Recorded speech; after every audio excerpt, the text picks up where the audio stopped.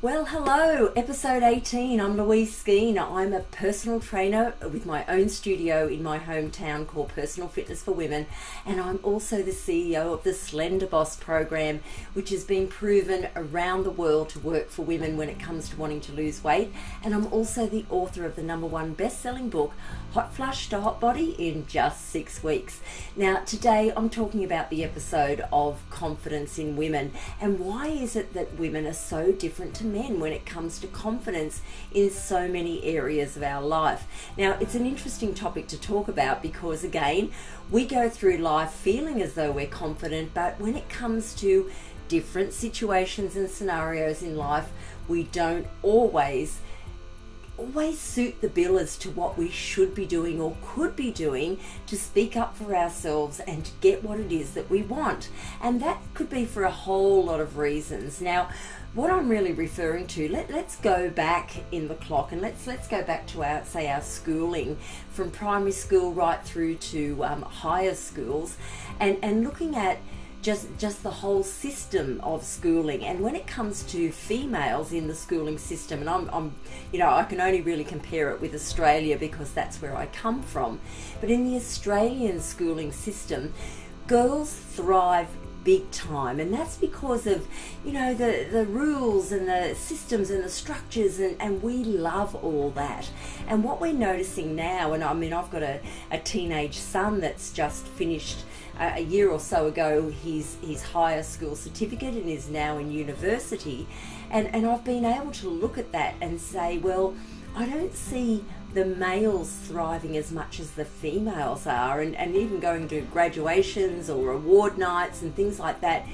The females are just filling up the stage. They're just super high achievers, and they just love to put their head down, follow the systems and get the work done. And having a male in my life, of a teenage male, I can tell you the work ethic is not so much, and I'm only generalising, but for my son and for many of the my friends who's also got sons in high school or / university now, the study side of things is very, very different. What we found in the last few years is that our children, our sons, would the night before an exam, say, sit down and start to study, as what I'd noticed with my friends who had females in the same years. They would be studying weekly, daily, just always having it together. So when the exam came around, they had it all, confidently stuck in their heads and confident about the topic they were learning. Now, I don't know if you can relate to that, but certainly here in my circle of friends, that's the way it worked. And it type of does spill out to be the truth in the system that I'm talking about now. And that's how women thrive. But then they go into the workplace and it becomes quite different, because I hate to say it, it's still, again, a very dominated environment. And look, it's changing. It certainly is changing. But we still here in Australia women earn far less money than men do, and it's not fair. We're doing the same role. Why is there that inequality? I have no idea. But what does that do for a woman's self-esteem? Well, it's got to have some sort of impact, whether we're conscious or unconscious of it. It's got to impact us to say, well, why did he get that promotion, or why is he earning more than I am, even though I'm doing the same role? Now, there's still that mindset in the workplace, and as I said, it's changing, and it's not, I'm generalising here, so it's not the same for everyone, or every workplace, I should say, but certainly we're looking at an environment where it is male-dominated still, mainly, and so therefore men, I think, have that idea, well, women are going to leave anyway, they're going to have children, and that may or may not be right, but again, that promotion or that inclusion tends to be around the male more than it is for the female. So again, the self-esteem thing starts to change, because women leave university or high school and then go into the workplace and realise, whoa, it's completely different to the systems they had in their schooling years, and so therefore they don't get that recognition that they would get at school or university. Now it's quite different, and their male counterparts tend to be getting that recognition more than them, or you know, their confidence has been locked out in the workplace because of things that are said to them, done to them, or that feeling that women get. Now, as I said, I'm generalising, so please don't scream at me over the screen if you disagree with me. But it is a general comment, and the way it's been for many years in the past, particularly in the 70s and 80s and the 90s, and this is where it started to change now that we're in the 2000s and 2010s and onwards. So yeah, so we find that, you know, this is the way it's gone, but then we of course we do leave, many of us do leave to have children. But this is where again our confidence has changed because of the way we've been brought up from when we were really small. You know, it's that saying we had about snips and snails and puppy dog tails for boys, and yet sugar and spice and all things nice for girls. And so of course I know I used to grow up chanting that, but we were the little princesses, you know, we were the ones that were softer, and if we fell over and hurt ourselves and had some tears, we'd get the cuddles and the condolences. The boys would get the, oh, come on, you'll be right, stand up for yourself, and all those things. So, you know, already we've already had that inequality from a young age, but our confidence also falls back to us, you know, underselling ourselves in so many ways because of those things that we don't think we should speak up. We need to be more ladylike. We have to be quieter about that. And that's why we miss the promotions. That's why we don't ask for the pay rises. That's why we stand back at home and possibly get stood on to a degree. Or that expectation that we are the cooks, the cleaners, the ironing people, the ones that do all the shopping. Oh my gosh, I'm not going to go on because there's a huge list of what we do. Now, I'm not saying it's wrong, and I certainly do all those things for my family too, but it's starting to, I'm just trying to give you an insight as to why we possibly haven't got the confidence, because we do allow our males around us to take more charge, to be more aggressive, to stand up and kill the spider, okay? Whatever it might be, we have an expectation on males, and we want those males to take the leading role in some things.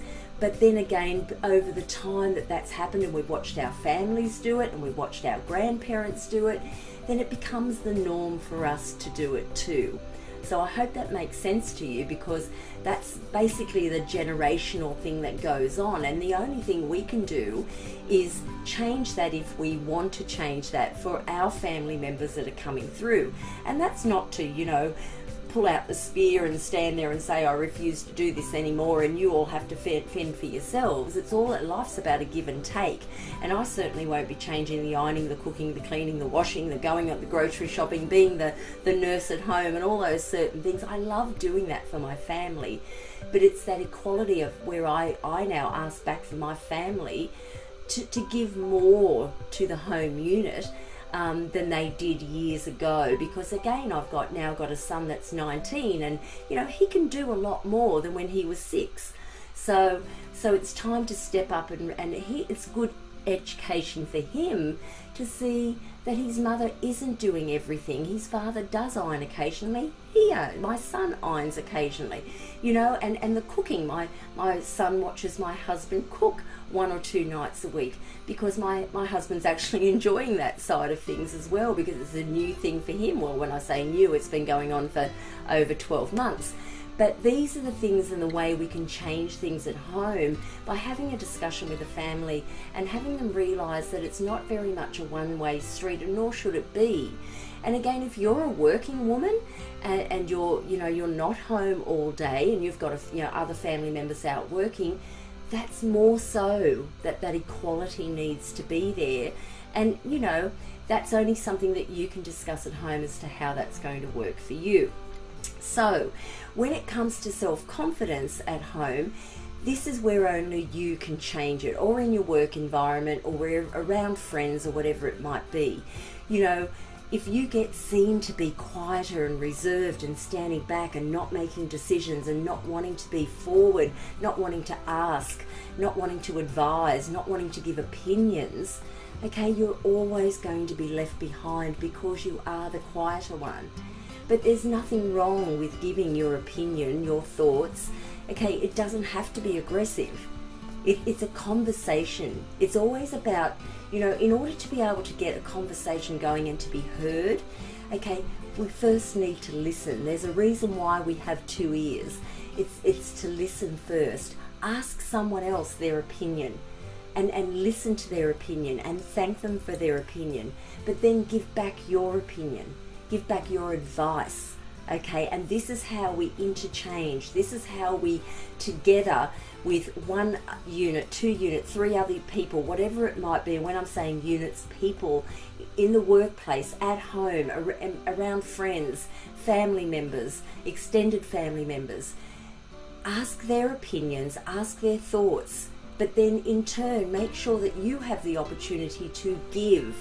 After you've listened, have the opportunity to give yours, and don't feel foolish to have a thought or an opinion on something.